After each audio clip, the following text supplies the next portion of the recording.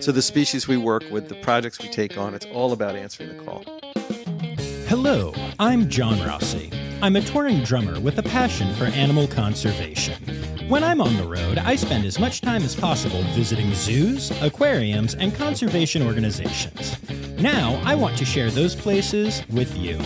I'll be talking to keepers, vets, conservationists, anyone who can help me in my mission of connecting my people to animals through their people. Join me on my Rossifari. Hello, and welcome to today's episode of the Rossifari podcast. Did you know that the word podcast is actually a portmanteau of the words iPod and broadcast? That's right, y'all. Even though this digital medium is still considered relatively new, the technology that gave it its name is already pretty old school. I mean, who has an iPod anymore? I'm pretty excited about that knowledge, though. Now I guess it would just be called a phone cast or something if it came out. So I'm glad these things came out when they did. Or could you imagine if they came out even earlier? Before iPods, the main thing people used were Discmen, and before that, Walkman. So I guess this could either be called a disc cast or a walkcast? I don't know. Y'all, I'm in a goofy mood. What can I say? But the reason that I'm in a goofy mood is that I have a really good episode for you today. Also because I'm just a goofy person. We all know this. So before we get to what we're going to be talking about today, quick reminder, make sure you are following along at Rossifari on Instagram, Facebook, Twitter, at Rossifari Pod on TikTok, and, you can hit up rossifari.com to see website-y things about my walkcast. Also, if you want to support the podcast, you can go to patreon.com/Rossifari, financially support us for as little as $3 a month, and you get all kinds of cool bonusy stuff. Yay, cool bonusy stuff. But enough about all that. Today, I am bringing you my interview with Keith Winston, the zoo director of Brevard Zoo in Florida. Now, this zoo is awesome. It is such a different, unique place. You can kayak through the zoo, like actually get in a kayak and actually go through the zoo. They also have a really amazing zoo train with some hoofstock species that are right there. They can actually stand right on the tracks. They stood right on the tracks. We had a hold up. It was really cool. And I don't know, it's just such a neat place, and it's an experience. And Keith talks about that a little bit. When you go to this zoo, you're not just there to see some cool, rare animals. You're there to have an experience. And part of that is influenced by the fact that this is pretty close to all the parks, the Disney parks and Universal parks and all the parks. And so when you're competing with Mickey Mouse and Harry Potter, you've got to have a bit of an experience. But it actually goes a lot deeper than that. And I'll let Keith talk about that. But I think it's pretty cool, the perspective that he brings to this. And Keith is just a really cool guy. This is one of those interviews that is less interview and more conversation. We shoot the poop a lot. I wish I had been recording the whole time I was setting up, despite the fact that that's not possible, because Keith is really into music. And we talked a lot about my career and the fun stuff that I do and how music has impacted his life and his children's lives. And, it was awesome. It was just such a good time. Keith was such an awesome person to get to know, and I'm just so appreciative that he took the time to do this interview. And Keith wasn't the only really cool person that I got to spend some time with at Brevard, because my friend Alicia Gaudette came with me, and we had a blast. Alicia has been a fan of the pod for a long time now, and we've gotten to be friends on the socials, and we spent some time together hanging out while I was down in Florida, and it was awesome. We visited a couple different facilities and spent some time road tripping to them, and it's just so cool to see what something like a podcast can give you, and when you embrace the idea of getting to know people and trying to do something cool and unique, it can really change your life. And I love that. And I'm so proud that Rossifari has been that for me. And that actually ties back into the interview as well, because Keith is a big fan of people authoring their own stories, which is something that I take a lot of pride in doing in my own life. So I can't wait for you to hear everything that he has to say about it. Oh, and don't you worry about not getting enough animal stories. I know that some of these conversations get pretty philosophical, but this one is heavy on the animals as well. You are going to hear about all kinds of cool stuff, from cassowaries to emus to armadillos. Yeah, all kinds of stuff. We just kind of touch on them as they happen. Manatees, black bears, stuff. Animals. It's a good time. So I really cannot wait for you to get into this interview, says the guy who keeps talking and postponing you getting to this interview. So I guess I'll play an ad now instead of getting to the interview. Today's episode is brought to you by Daydreamers Studios. Do you have stories and expertise to share with the world? Have you ever thought about starting your own podcasts? There's no better time to start than now with the help of a trusted production partner. Daydreamer Studios is a full-service production company that takes all the stress off your plate. You can focus on creating engaging content while they focus on recording, editing, audio engineering, hosting, and publishing on 22 platforms. Log into the advanced remote system with one click, and the Daydreamer team will be on the other end, ready for you to record everything you have to say. Owned and operated by Daydreamer Network, Daydreamer Studios continues on the company's mission to empower storytellers of all kinds by making podcasting accessible to all. For more information and current promotions, visit daydreamernetwork.com/studios. All right, well, that's enough teasing. Now we're going to actually get to the interview. So without further ado, here is my conversation with Keith Winston, the zoo director of Brevard Zoo in Florida.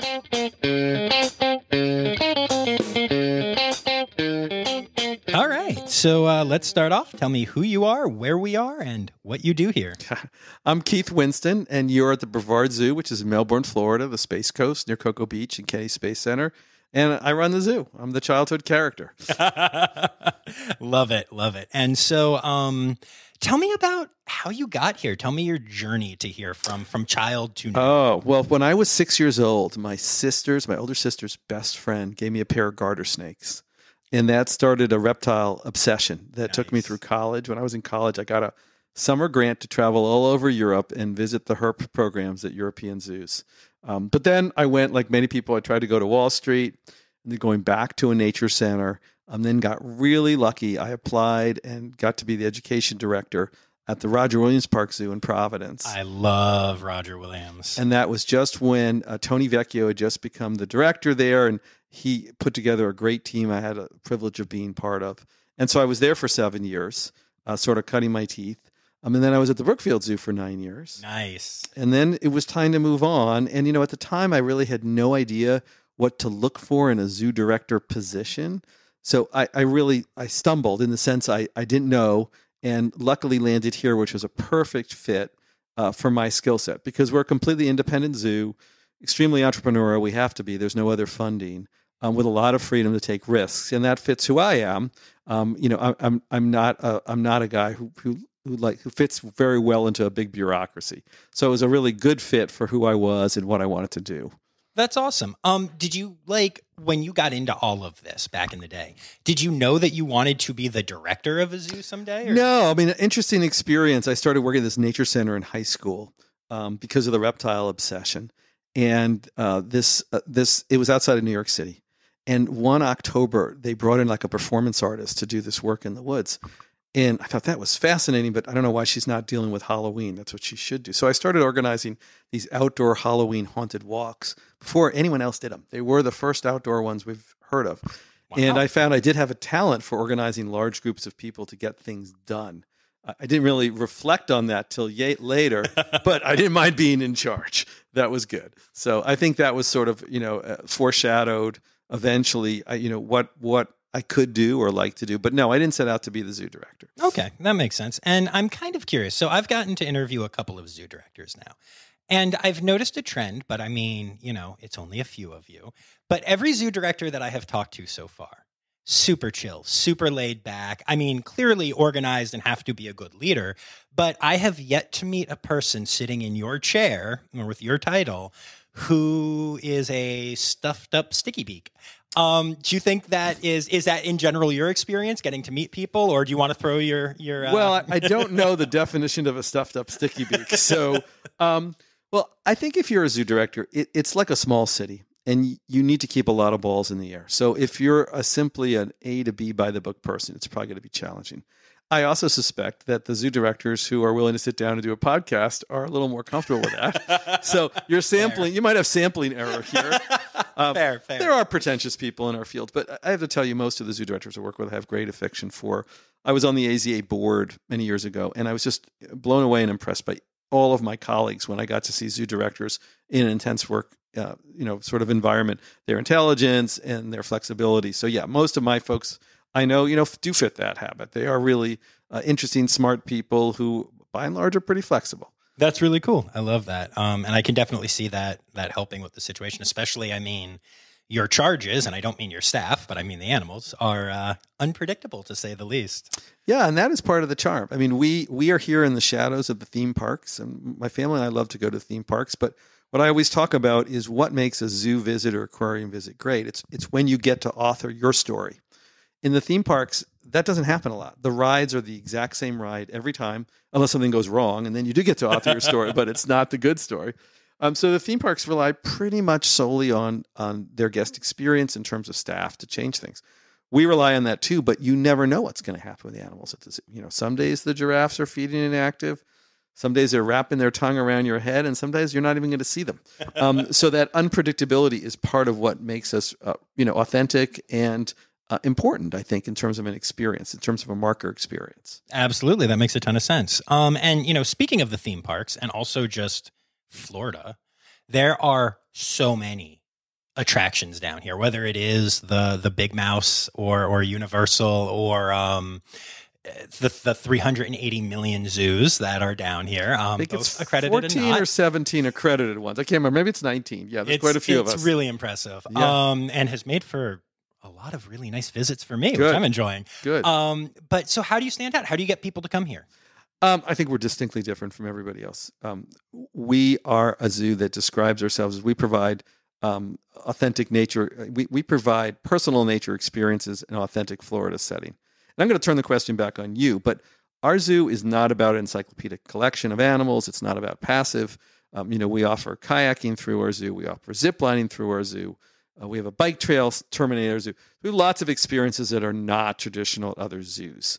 And so everything we do, I hope you get some opportunity to get up close and personal with an animal in a unique way. I'm going to turn it back to you. Did you find a difference in your experience today than other zoos in Florida? Absolutely, I did. Okay. And like you said, part of it is, you're right, there's not a huge collection. Yeah. I was just down in Miami, and I almost died and walked 25,000 steps and barely saw everything. And it was great. I had an amazing experience there. Don't get me wrong.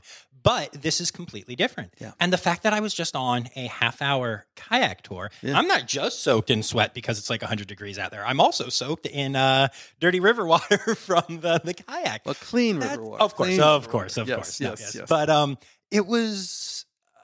that was fascinating. Right? A different experience. And it's not, and we, I was going to lead into this a little later, but let's just do it now.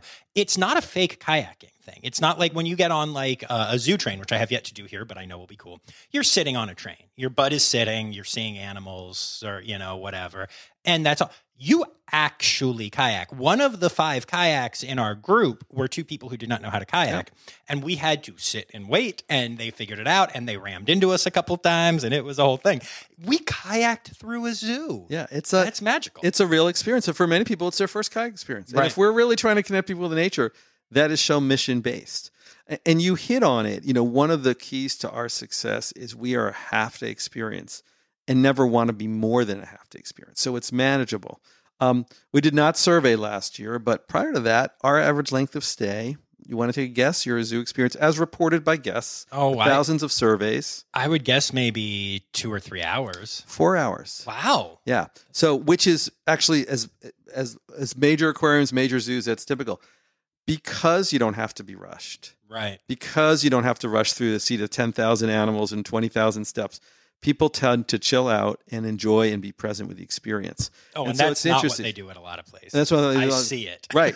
So what's interesting is occasionally we will get a review, and very rare. This year has been, I look at the Facebook reviews and they're all fabulous, which usually gets someone, I don't get it. I don't get people love this zoo so much. They don't have that many unusual animals. And that's because those folks are sort of walking around, ticking off the species they see. That is not our experience. Right. We are a collection of experiences. We're not a collection of animals. The animals are the residents, and we connect you. So that's very much what we do. So I think that's what makes us different. And the length of stay, as I said, I'm always amazed. 4 hours. We get European tourists here because we have a full bar, and they're here for 7 hours. They have a very relaxed day. They get to go kayaking and ziplining and do these other things. So. That is really cool. Yeah. So I'm here with a friend today, Alicia, and as we were walking in, it's so funny that you said that. I have been here before. And as we were walking in, Alicia goes, "So what animal are you most excited to see?" And normally I can answer that question very easily. And I kind of paused and I was like, no, I'm really looking forward to the kayaking, and I'm really looking forward to just being here. I even have pictures. The last time I was here, it was with some of the guys that I tour with, and I have pictures of my bass player and I in the little meerkat maze area where it's probably meant for children, but we're in there and we're having a blast, and it's our faces and a meerkat's face, and it was just a great memory. Yeah. We have some really special animals here, but they're not here for you. We have Perdido key beach mice, one of a couple zoos to hold them. And after we restored that population, we have Florida grasshopper sparrows. These are really rare animals that you don't see, but they're here for conservation purposes. And, our animals that are out there are a lot of the typical species you might see otherwhere, but they're living very different lives than most other zoos, and you can experience that. Yeah, it's very cool. That makes sense. Do you think that the proximity of the theme parks and stuff helps? Absolutely. Okay. I would love being in the theme. First of all, we love our theme park partners, and we do work closely with them. It sets this is an independent zoo. We don't get any recurring public operating support, and that is very unusual. The reason we can do this is because our price points seem very reasonable compared to the theme parks, and that we give a half-day option. So if you want a full-day option, you go to a theme park. You pay $100 plus to $200.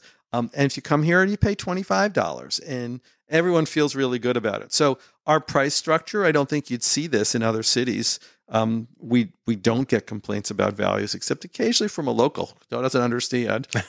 So yeah, I think we benefit. We benefit in two ways. One, we have a big tourist segment, which is unusual for zoos. There's very few zoos that are tourist driven. San Diego being the biggest exception. Right. But most zoos are locals. And we get 45% tourists, so we're really happy. And they're really happy to be here because they're paying a quarter of what they pay at other institutions. They're having a great time that surpasses their expectations. So yeah, we love being around here, and we love working with the theme parks. Very cool. And so, with so many people coming in as tourists and stuff, do you guys do anything to try to do outreach to the local community to get them more involved in everything? Oh, we are totally involved. That's what we answer the call. So our conservation message in one step is just that. We answer the call for the community. We answer the call for the agencies that want to work with us. People come to us with their challenges. We don't usually set our own agenda that way. So the species we work with, the projects we take on, it's all about answering the call. And the community knows that. So one example was in 2016, our Board of County Commissioners voted in August to put on the ballot in November a half-cent sales tax for the Inamir Lagoon, which is now getting about $40 million a year for conservation. Literally the next day, our phones rang off. You guys are going to get this thing passed, right? That's who they went to. They came to the zoo and said, get it passed. The community trusts you. Get the word out. And we did. We answered that call. So people come to us for that, and there's amazing source of community pride. So yes, we do programming of all sorts here, that encyclopedic, like so many other places, we do many of the same things that you've seen. We have evenings for kids with sensory processing issues. This year, August and September will be free for kids with Florida residents. Wow. Yeah, we do all sorts of things. None of those are all that unique. You can find those at other zoos. But I think it's the overall nature of the zoo. Like many zoos, people get married here. We had a new a school board member who came to her, who was elected, came to our first school board meeting, which was here, by the way. We were hosting a workshop for them here. We just offered the space to the school board, and the superintendent introduced me. And usually my job at that point is to make sure they know the zoo and the programs we do with all the students. And the first thing she said is, "Oh, I got married here." I'm like, that's a great start. So whether you came to Boo at the Zoo as a little kid or early childhood programs, or you're a mom or dad who brings their kids to play in our water area, throughout many stages of your life, you're going to be engaged in the zoo. And what people always tell me here is that when they have out-of-town visitors, they send them to the theme parks, but they take them to the zoo because it's easy, it's reasonably priced, and it's a source of pride. They know the community built it and owns it and knows it. That makes so much sense. That's so cool. I love that. Yeah. So let's talk about this kayaking thing. Yeah. How does that come to be? How do you run that? Just tell me everything, because this is unique. Well, that comes to be when you have a brilliant director who precedes you. Okay, fair. And that's Margot McKnight, who now runs the zoo in West Palm Beach. Nice. And they originally piloted that idea. We have 2 kayaking experiences here. The original one was in our wetlands, which I don't know if you saw. It's a little off the beaten path. You can do individually kayaking on your own. And they piloted it, and they realized this works great in a zoo setting. And then when she built our expedition Africa, she put it in there. And it's been very successful. It's successful as a value add. It's a peak experience that's unique. And for many people, it's their first kayaking. It's also cheap. It's also relatively cheap. And we've raised the prices. It is not not a loss leader because we don't lose money off it. We don't make money off it. Okay. What it does is gives you an amazing experience that you remember. Jeffrey Bonner, who's the retiring director of St. Louis Zoo, often tells me it's the best zoo experience I ever had. It's kayaking by giraffes, and it is. Yeah. It's a peak experience. So it's something that she came up with. You got to give her all the credit in the world, and it's just been fantastic for us. I'm surprised most places don't do it, but in Florida, you dig down into the ground 3 inches, and you hit water. Right. And so it's very easy to create a water trail that does it. Okay, so that is like man-made then. Right? Yeah, of course. Okay. Everything is, this was a wild setting. Most of the bodies of water here were simply dug. So in Florida, what happens is you dig things out and you pile the dirt up and you build your structure on the dirt, and then the water is retained in those retention ponds. And that's very much what happens here. I think the design that preceded Margot, but is a very organic one. So I've been to other zoos that have boat rides, and if you can stand at the entrance of the exhibit and see the whole boat ride, there's no mystery to it. Right. You're like, right. I'm not going to go do that. I can see everything. You got to disappear around a corner and go into the jungle, and that's essentially what this does. Yeah, it really does. It's the coolest thing, and it's funny because not only do I think it helps with memories as far as like made on the boat. Yeah. But in talking to my friends who came here with me, they're not big zoo nerds. Right. And I said to everyone, hey, I'm going to Brevard today. And everyone was like, that's the place where we kayaked, right? Do you remember you got really excited about a box turtle there because there's a hinged box turtle, which I had never seen before in the herp house here. And I had never seen that. And I was so excited. And another one, wait, didn't we meet tortoises there? Yes, we did. Yes. And that was the place with the Komodo dragon that was like really close to us. Yes, it was through glass, but yeah. And it was so cool to see their retention as non-animal nerds.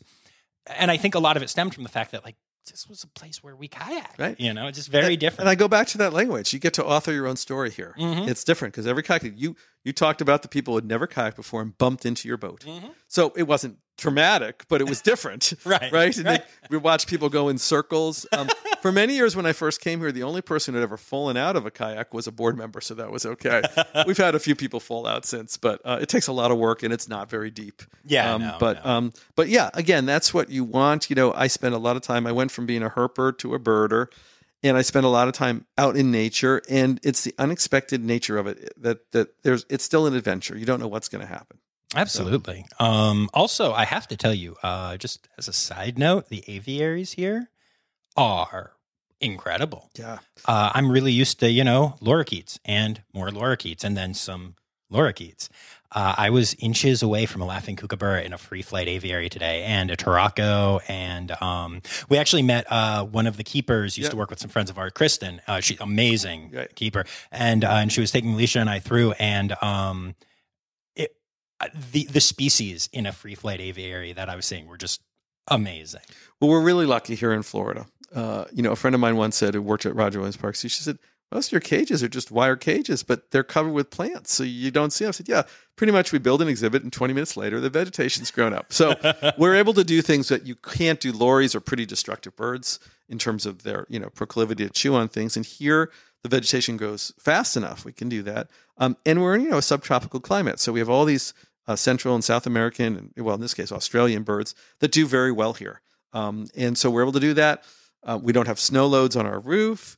We have heating structures built in. You probably didn't even notice them. Nope, not at all. Very simple approach that works beautifully for the few cold days we have.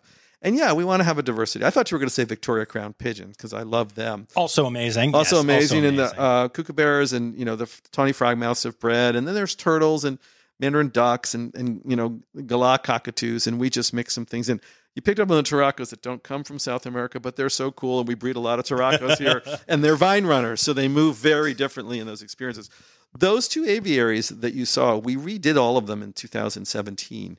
The original aviaries had boardwalks that were always a little slippery and a little unsafe. And it killed me to redo them because the vegetation was so lush and rich. It's not quite back, but it's okay. It's grown back. It's growing. So we feel pretty good about them. And it's better for the birds and better for the guests. And the setup works well. The entry building you saw that goes through is almost all recycled pallet lumber and recycled pieces. Yeah, nice. So it's sort of fun too. I was too excited about the birds to really there look you go. building. You're the animal geek. So we just added some like Western Rosellas and a couple of other things in there too that just went in. So nice. Yeah, it's an amazing collection. It was very cool. I have a very soft spot in my heart for kookaburras. Yeah, and that was the closest I've ever been to one off. Without a barrier, except for one that I got to feed some out of my hand at a zoo once. But other than that, and it's that thing too, where like when you love an animal, even like having met a kookaburra and held a kookaburra, being that close to another one, I was so that chooses happy. To be there near you. Yes, and didn't fly away and didn't get scared and even ate like inches from me. My kids, when they were young, used to imitate their call and they would call back, and the keepers weren't happy because that's like. It's like forcing a bird to do something it might not want to. Right. So, and you also walked through our kangaroo yard. Were the kangaroos all sleeping, or were they sleeping in the path, or what were they doing? They were sleeping, but they were being adorable. Yeah. Often we have some that on cool days will actually sleep in the path, and you have to walk around them. Oh, nice! It's always really fun. That's great. Yeah. That's really cool. My favorite thing in the kangaroo yard was though the cassowary. Yeah. Obviously not in the kangaroo. Right. I was just going to say. I was just going to correct this, but you can see it from the kangaroo yard. Yeah. Not in the emu is in there, but not the cassowary. Yes, and the emu were incredible too. Yeah. They're stunning. Yeah. But what can you tell me about your cassowary? I'm obsessed with them. Well, the sad thing is we lost our male this year. Oh, I'm sorry. And we lost him because it was a mast year. Mast years are where oak trees drop massive amounts of acorns. And he ingested so many acorns, he ended up poisoning himself. Oh, something we hadn't really thought of because mast years are unusual things. Right. Interesting. And they're ratites. We always talk about the fact that their brains aren't that big. Right. And this was the case. So that's sad. We've been on a path to introduce them and breed. Of course, the male is smaller than the female and it's dangerous. So we're a little saddened. We would have preferred to have a breeding pair here, but she's been with us for many years, Big Mama, and she's great. And of course, the cassowaries have the reputation for the stiletto, claw and being so vicious. I've never met a vicious one. I'm never going to test that theory. Sure. But they're just spectacular. We also have emu here and a pair of ostrich. We used to have rhea, so we had it pretty well covered. No kiwis, but So, I've been told this by other keepers. I'm curious about your opinion, but are rhea the scariest birds to work with? I've really never worked with rhea. Okay. They were here when I got here, but I don't know them well. Gotcha. Okay. I mean, all of the ratites, emus are probably the easiest to work with. We have if you looked at sort of what's changed since you were last year, the way we manage our hoofstock between the train yard and the rhino yard and the big veld, everything rotates now. And a lot of new species have been added, from bongo to Watusi cattle, to we have, Grevy zebra. But for many years we had a female or just female ostrich. And then we now have a male. I'm trying to remember his name. It's pretty funny if you know ostrich. But we have really great management team over there. And because of that, it's been very comfortable. Male ostrich can be scary. Like cassowary, but it's been great. The female is windy. Cannot remember his name. It's perfect for a male ostrich, but I'll have to ask when I head back that way. See if Kristen knows. I'm sure she doing. I'm sure. Yeah. Yeah. It's time for interrupting John. Well, y'all, I totally forgot to ask after the interview, but I totally remembered to message Alicia as I was putting this together and see if she was willing to text the keeper in question, and she did. So without further ado, I can officially tell you that the bird's name is Littlefoot, which is hilarious, both because ratites have huge feet and also because they look like dinosaurs, and that is the name of a dinosaur in the Land Before Time series. Littlefoot. Okay, back to the interview. On a personal level, when you are here and you're walking through the zoo and you're having a rough day and you just want to go see your favorite bud in the zoo, what animal are you going to Well, see? you know, again, I'm a birder. So for me is the magical moments when something else shows up. When there's an armadillo, and armadillos always have 4 babies, and you know, mother armadillo is giving birth and she knows it's safe. So she's walking through the zoo during the daylight with her 4 babies behind us. Or you come around the corner and there's guest stop because there's a smooth green snake, a rough green snake in this case, you know, crawling up a fence. Those are sort of the magical moments for me. I don't necessarily visit individual animals as much. I love our bears. We have 2 bears with a lot of personality who both have a great story behind them. I love our spider monkey exhibit because it gives them a chance to do fission fusion, which no other place that we know of does it. So I love visiting those areas. We used to have a giant black-throated monitor here named Ollie who lived in the children's zoo with all the other animals that you could pet. He was amazing. I like to visit him, but he's not with us anymore. So, Gotcha. Yeah, that's always the rough part, isn't it? yeah, you know, as I tell people, mortality in the zoo is 100%. Yeah, You know, valid. people don't understand that we provide lifelong care for our animals. We find retirement spaces for them in the zoo. Whatever's best for them, we retire animals and we keep them here. But you know, everyone goes eventually, and that's true of zoo animals too. Absolutely. So let's turn it back to a happier note, though. Yeah. Along with all of the cool stuff on exhibit, you guys have an off-exhibit sea turtle rescue here. We do. And I want to hear everything because sea turtles are one of my big 4. You'll notice I'm wearing my little sea turtle necklace today. I did notice that. And I remember literally the last time I was here, I was right up to where the sea turtle rescue kind of tanks are. And I was like, all right, I'm going back. I'm going to pretend I didn't see the sign that says no one's allowed. I wouldn't do that. But being that close to sea turtles always makes me so happy. So tell me about it. We have a great program, and it started organically. We are now probably the most important nesting beach in the Western Hemisphere for loggerheads. Wow. Green sea turtles have been coming up. There's some leatherbacks now, and we've had some Kemper lilies right here. So this is central. And for up until we opened, those animals had to go south to loggerhead, sea turtle, or up to ponds. They had to drive at least an hour to bring them or to SeaWorld. So there was a burning need. In 2012, we opened the L3 Harris Healing Center, Animal Care Center, which was a modern veterinary hospital. It just seemed natural that at that point we could add a sea turtle facility. And so 2014, we opened the Sea Turtle Healing Center. You know, we have the advantage of, for a smaller, medium zoo, a really nice animal care team here. We take both turtles that are non-PAP positive, but also PAP positive. What is PAP? It's fibropapilloma. It's a herpes-like cancer that's very common, unfortunately, in grease sea turtles here, and you have to keep those animals separate.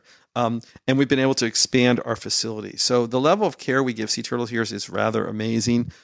We have 2 full-time sea turtle care folks. We have a large veterinary team. Well, they would tell you it's not very large, not large enough. We have 2 diplomat vets. As you might know, there's about 275 people in the world who have that diplomat in zoological medicine. I don't know what this is, so if you would like to tell me. So there's I'm a specialty in zoological medicine. Okay. Just like you have board-certified oncologists. Right. You have board-certified folks. It's a really difficult road to get it. About 275 people in the world have that accreditation, and 2 are vets. And then we also have a vet internship program. So we're vet rich in terms of having great veterinary procedures. We have specialized equipment that supports sea turtles here with the fibropapilloma.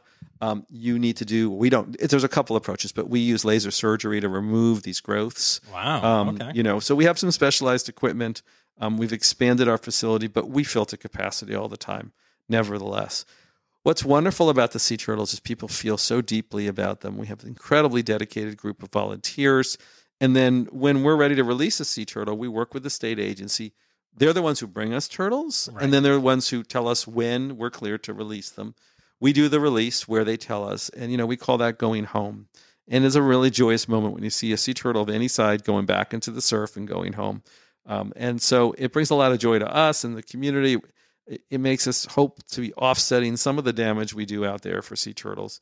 We also have a partnership with Northrop Grumman where we're developing new technologies to actually study sea turtle behavior using drones, using unmanned drones and other technologies to monitor. So sea turtles are really critical to our community, and we feel like we can do everything we can to step up and do it. And I'll tell you something else.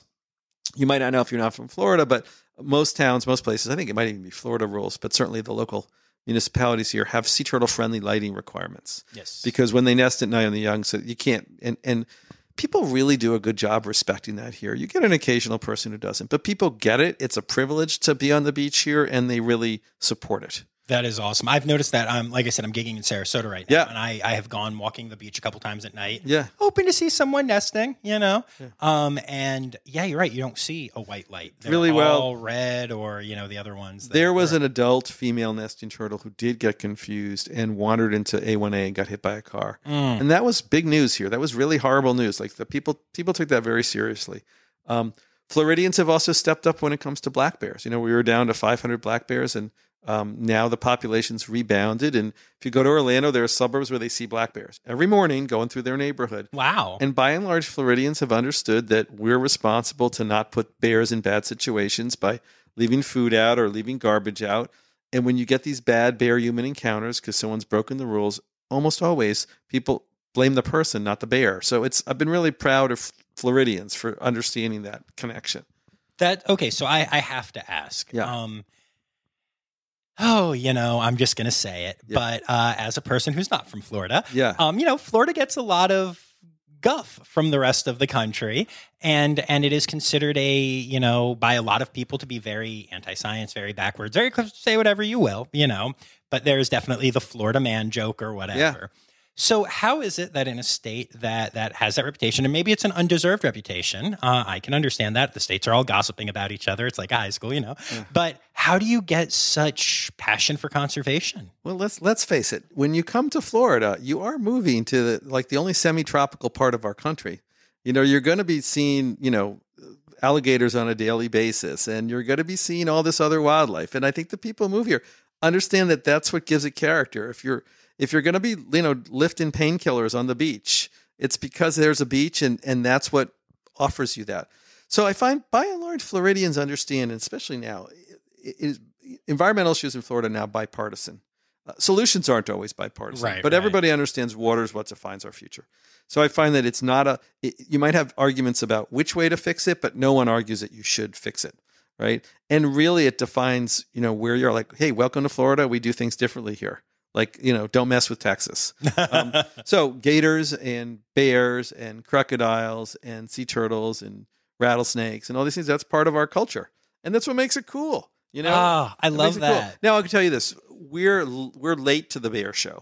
A lot of other states have had big bear populations for a long time, and they've done well as well. Pennsylvania and New York, everyone, the bears have come back, and I think by and large people have done a really good job with them. I think the big carnivore that freaks people out for reasons I've never fully understood is wolves. Wolves freak people out in a way bears and panthers don't. Right. And this is actually what I was going to ask. I was going to segue to, can we figure out a way to make North Carolina as invested in this wolf population that we're trying to regrow there, as we have with the Florida residents and caring about their animals? That's what I'm trying to do. I'm fascinated by this question, and I don't have a good answer. I think there's a few things. I think, and again, I've seen a couple of different theories. One is as sort of looking like man's best friend, people feel betrayed whenever they ever do a thing we don't like. Fair. Of course, dogs kill more people than wolves ever do. There's virtually no wolf deaths in North America. People might be threatened by the social nature of this predator, whereas, almost every other big predator we have in this country are live as individual or solitary animals. There are cases of wolves killing more than they can eat. I think that's part of it. I don't really get it. Now, I'm going to say this very specifically, sort of the coasts and the elite wolves are at the top of the pantheon of noble sort of creatures. But again, in rural areas and cattle areas, people will tell you, I don't mind the bears, I don't mind the panthers, but I hate the wolves. And I don't understand why. I don't understand why. And I think there's still people trying to tease out why they have such strong feelings about it. But if you read about, what's his name, who wrote The Death of Lobo, I mean, there's about the dying light in their eye. There's something special about wolves. It just calls to people. So, oh yeah, you saw in North Carolina some, and in Mexican wolves and red wolves, and the attempts to declassify wolves, and people really don't like them. I know elk hunters, it's harder to shoot elk now because the elk have learned to avoid the wolves. Right. All right, well, it's harder to fish now too, but that's part of it. So, not shooting fish in a barrel. So. Oh, you fit this podcast so well. Oh, good. No, that makes a lot of sense. Yeah, that's kind of something I've just become incredibly passionate about, and I don't know what to do with a passion yet. But I talk about the wolves, especially in North Carolina, but also what's going on in Idaho and all kinds of stuff on this podcast a lot, because they're amazing animals and they're somehow vilified. Well, and people, listen, at the same time, people have very unrealistic understanding. Listen, if a rancher's working and loses calves, and it's not just the money, it's also he's worked waiting for, a year for those cattle to give birth. I understand that's a loss, and we need to work to mitigate that. I worked at the Brookfield Zoo years ago. We had a geriatric wolf who was behind the scenes, and a woman who had mental illness wandered off the path, went behind the scenes, actually stuck her hand in the wolf exhibit to try to pet the wolf, and she crossed multiple barriers. And our security guard at that point had to shoot the wolf because it was latched onto her hand. I mean, it was a horrible thing. Right. She spent multiple days in the hospital. That's all I know. So this was not a light injury. But I ended up fielding multiple calls for people who were both very concerned about wolves and horrified at what happened, as we all were. But when I suggested they could actually put their money and join the Defenders of Wildlife or some other national organization to make a difference, I got a lot of clicks on the phone. So people were concerned, but once it cost them anything. So I can register that versus a rancher who has money on the line. It matters. So we need to find, good solutions, as we do with elephants in Africa and other places, and different animals that impact people. In South Africa right now, the great whites have disappeared in many places because the orcas have come in and driven them off. Right. And they just eat the livers of the great white sharks, which is just sort of amazing. But suddenly you have these locals who are upset with the orcas because they're driving off the sharks, which are the real tourist attraction. So it's just a complicated world. It really is. We've the things we have done to nature, and then trying to coexist while also master it. Well, I tell everybody at this point, there is no wild. There's no wild. Mm-hmm. We have to manage everything. So there's going to be trade-offs. And if anyone has a romantic vision of some part of the world we haven't touched, that's all it is romantic. So we need to take responsibility for those things, make the best informed choices we can. You're not going to please everybody all of the time. But you have to take a look and do what you can do best. So. Mm-hmm.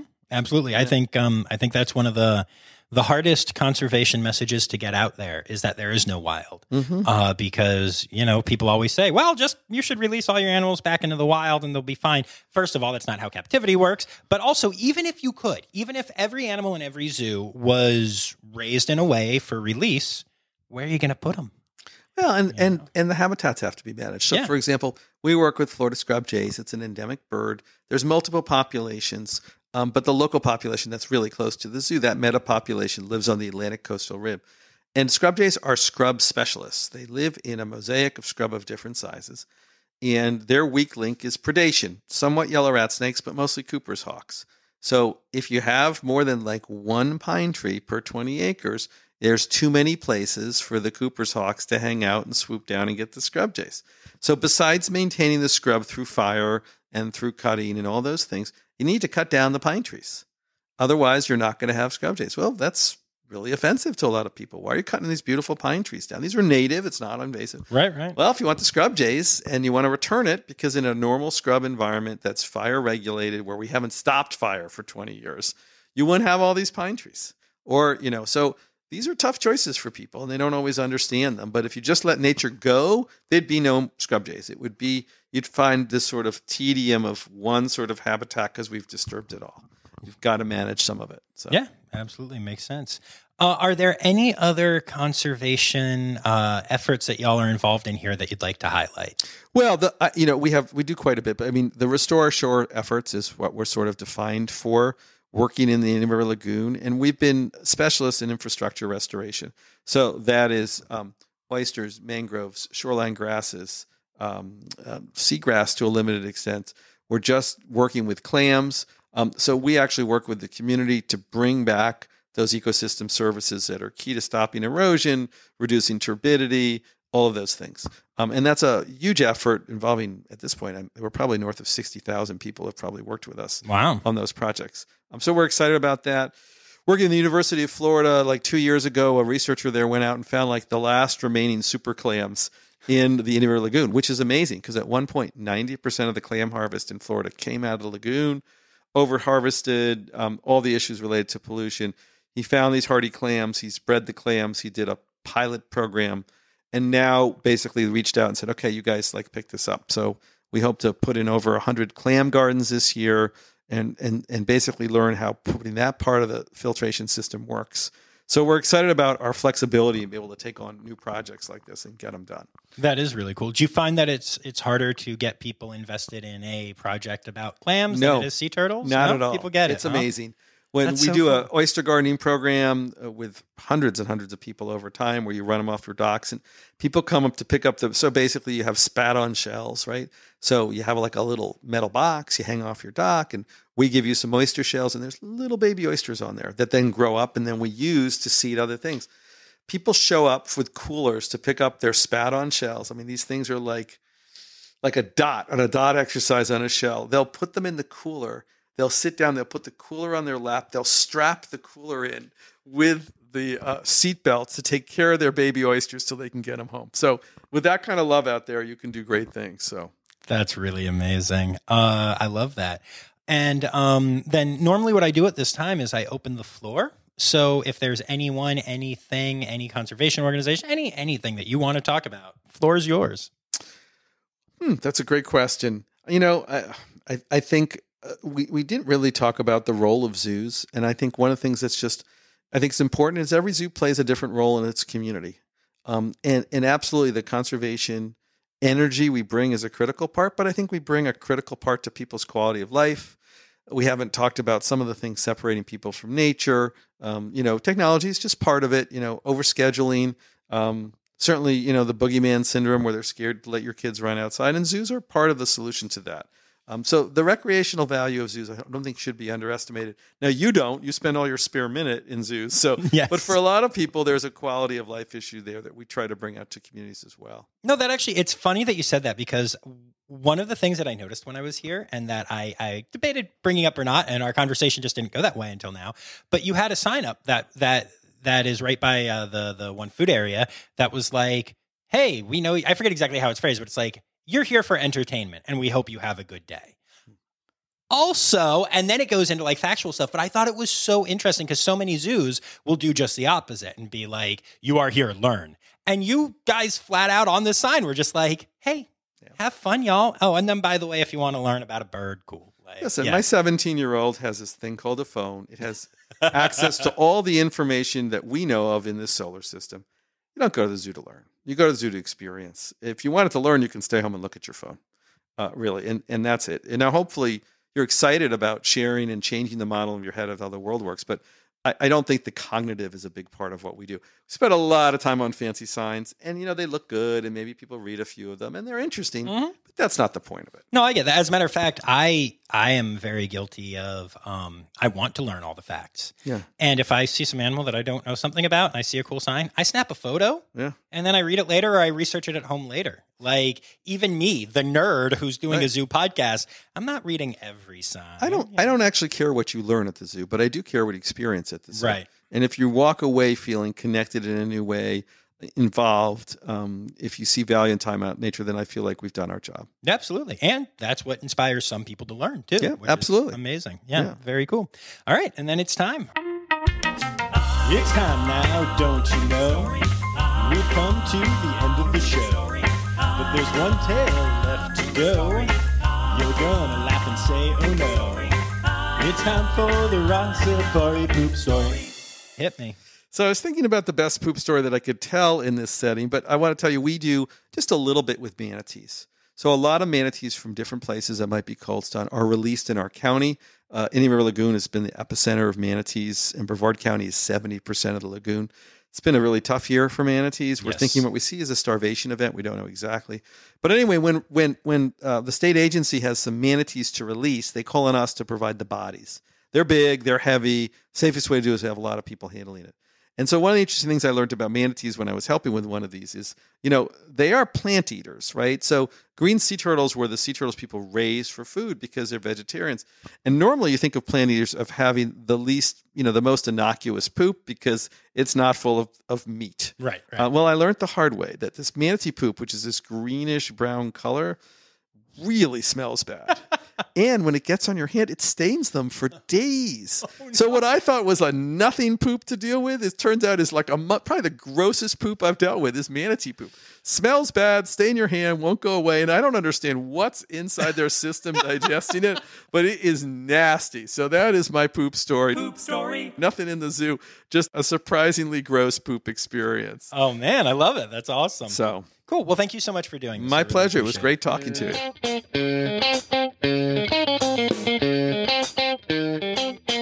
Well, that was a lot of fun, as I'm sure you could tell. And the day at the zoo was pretty special. We went kayaking, as was mentioned. We did the zoo train. And just getting to do all the aviaries and wander around all of the cool little exhibits there was just really nice. It has a very relaxing vibe, and I hope you got some of that from the interview as well. Brevard Zoo is just a pretty special place. Now, I do have one story from there that I have to share with y'all. So the zoo has a pretty cool interactive area where you can go in and pet tortoises and sometimes meet ambassador animals like the box turtle that we mentioned there. And of course, they have a goat yard. And of course, I had to go into the goat yard because goats are awesome. Now, I've mentioned on the podcast before that I have a tradition where I used to say never, now I have to say rarely, use portrait mode on my iPhone to take pictures of any animals other than goats. It's just a silly little tradition that I have, and with the exception of like the occasional red panda or something, I've stuck with it, And so I had my camera out and on portrait mode, and I went to take a photo of a goat. And the goat just seemed annoyed with me. And so I decided to back away, and the keepers were like, oh, hey, we're about to feed them. They might be hungry. Like, just step away. And I was like, yeah, that's cool. So I walked about halfway across the yard when the goat charged me. I didn't know that goats could charge people, and headbutted me directly in the naughty bits. Hard. Like, it hurt. I looked like one of those cartoon characters that gets hit in the naughty bits, where I pulled my knees together and kind of bent over and quickly jumped back away from the goat, who started to get ready to charge me again. And 3 keepers came running over and kind of distracted the goat and were like, go, go. And so I had to run out of the goat yard to protect my twig and giggleberries from more damage. So, yeah. I've been, bitten, scratched, and attacked by a lot of the animals that I've met in some small capacity. When I say attacked, I usually just mean they put on a little defensive posture and I walked away or whatever. But I did not expect to get attacked by a goat, especially let's just say a goat with very accurate aim. We're just going to call it that. Yep. So that is my fun story from Brevard. But I had an amazing time. Heck, even that was amazing. Alicia and I were laughing about it for hours afterwards. So you can find the Brevard Zoo online at brevardzoo.org or on the social medias at Brevard Zoo. That's BREVARD. And go check it out. Go kayaking. Go get headbutted in the naughty bits. It's a good time, I'm telling you. Wanted to take a minute here to say a special thanks to my Red Panda level patrons, PJ Bevan and Laura Shank. And remember, friends, the word credits backwards is Steiderk. The Rossifari podcast is produced, hosted, and engineered by John Rossi.